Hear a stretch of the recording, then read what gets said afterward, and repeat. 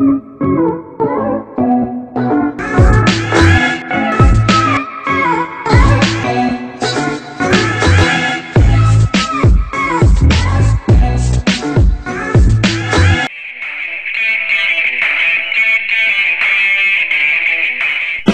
guys, welcome to my YouTube channel. Sam Infante Official Vlog ang inyong host sa channel na ito. So for today's video mga kasabong ay ipapakita ko sa inyo ang ating topic ay ang sinyalis na ito. Wow!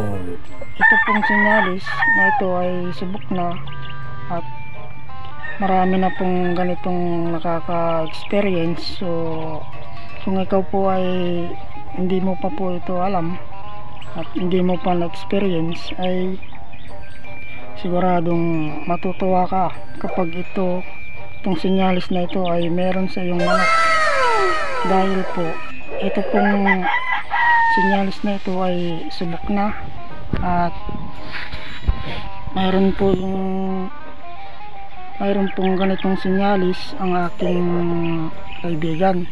So nagpanalo sa kanya, bali 3 times niyang pinanalo ang manok na ganito. So magandang ilaban ito sa mga panalo na, yung mga ganador. Ilaban mo ito sa mga ganador ay siguradong sure win ka pagka sa unang laban, tapos pangalawa hanggang pangatlo. So yun po ang kagandahan ng ganitong sinyalis. So kaya kapag meron kang ganito ay alagaan mong maigi ang inyong manok, kasi para po matulungan natin ang ating manok.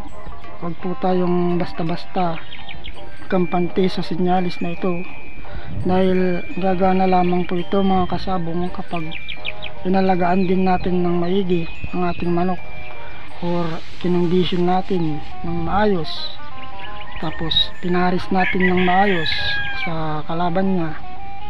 So yun po, wala pong dahilan para matalo po ito kung talagang hinanda po natin ng maayos. So ayun po, dahil po ang sinyalis natin na ganito, pag meron pong manok mo ay sure win ka, pero dapat alagaan mo pong maigi. So yun po ang sinyalis na ito, pampalakas po ng ating loob. At dahil subok na, talagang ganado po tayong maglaban sa ganitong mga palatandaan sa ating manok. Kaya kapag meron ka nito mga kasabong ay swerte mo, kasi madalang lang ito na sinyalis sa manok. So ayun mga kasabong, pero mga kasabong, ito ang bad sa sinyalis na ito. Kapag naka 3 times na po siya at sa pang-apat na laban niya, so hindi na po siya pinalad. So ganun po ang nangyari sa manok ng aking kaibigan. So nilaban namin nung pang-apat na laban na, bali naka 3 times na po siya, tapos nilaban namin. So ayun, ang resulta po mga kasabong ay hindi po siya pinalad. So bali naunaan po siya, kaya po nung gumanti siya ay hindi na po kasi sobrang sama ng tama niya. So yun po ang bad sa sinyalis na ito. So hindi po nakalusot ng 4 times. So kaya ayun, kung meron kayong ganito at naipanalo nyo pa sa pang-apat, ay swerte nyo. So swerte nyo talaga, dahil sa aking kaibigan na hindi po pinalad sa pang 4 times. Kaya kung mayroon kayong ganito at naka 3 times na, ay gawin nyo na pong broodcock, i-breeding nyo na po siya, dahil hindi po basta-basta ang manok na may 3 times na panalo ngayon. Kasi po mahirap na po ang labanan ngayon mga kasabong.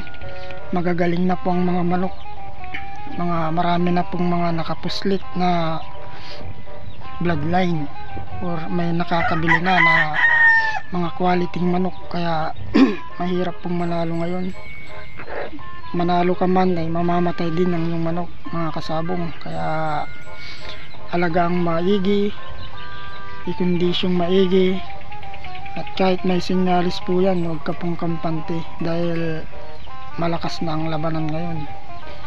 So mas maganda kung may sinyalis, alagaang maigi, i-condition maigi, tapos nakabase ka rin po sa buwan, sa mga first quarter, new moon, mga ganyan. Meron po tayong vlog dyan, so panoorin nyo mga kasabong.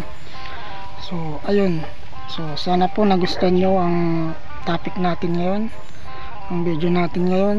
Kaya po maraming salamat sa panonood, at please po huwag po natin kalimutan mag-subscribe.